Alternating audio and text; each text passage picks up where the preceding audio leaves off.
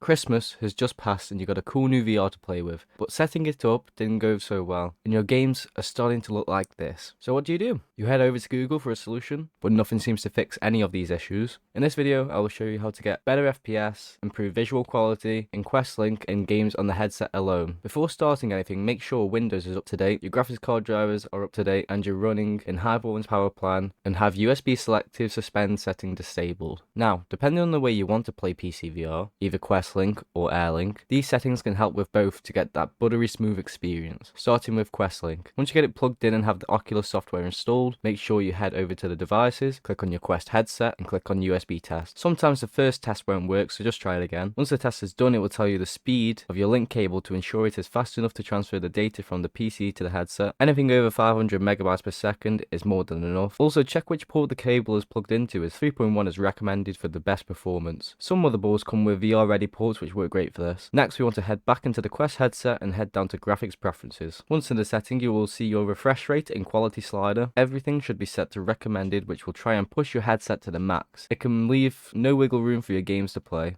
So turning your graphics slider off auto and either leaving your render resolution on default or lowering it by 0.1 can make a huge difference in your VR games. Changing the refresh rate can make games feel a lot smoother. I use 80 Hz.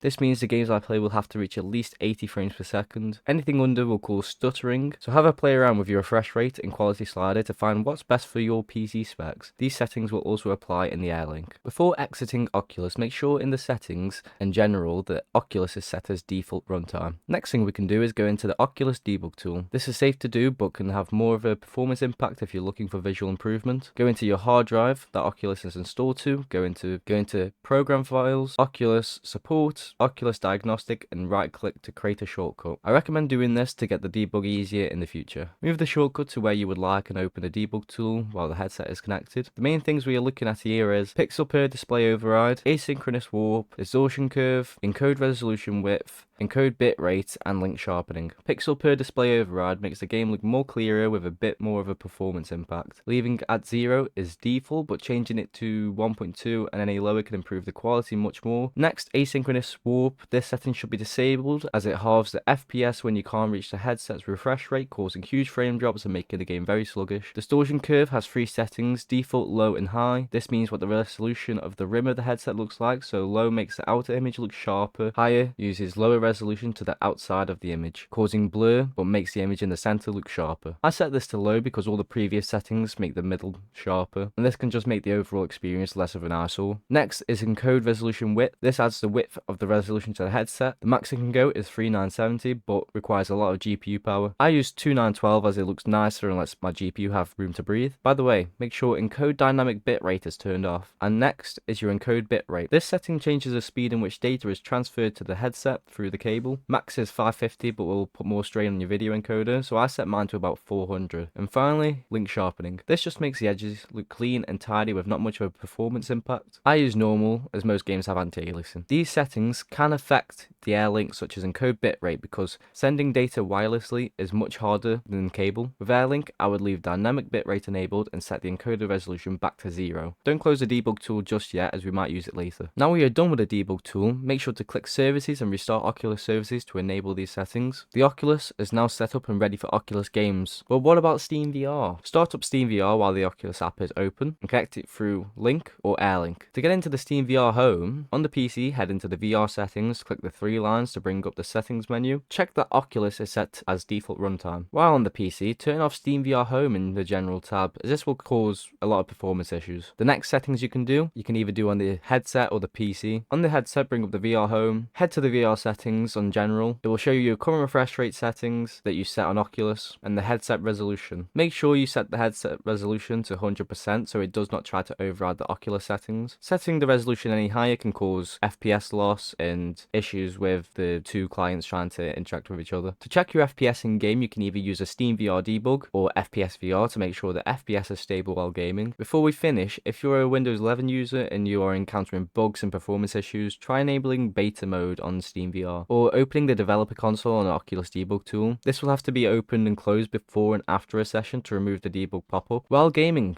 check your GPU video encoder performance in Task Manager to make sure there's room for the games and other apps to use it, such as recording in OBS that uses video encoders, so if you try recording game, if there's not enough room, it will have a bit of a performance issue. And that's it. If you found this helpful, make sure to leave a like, as it's much appreciated. Feel free to leave a comment if there's any more information you need. Have a very nice day.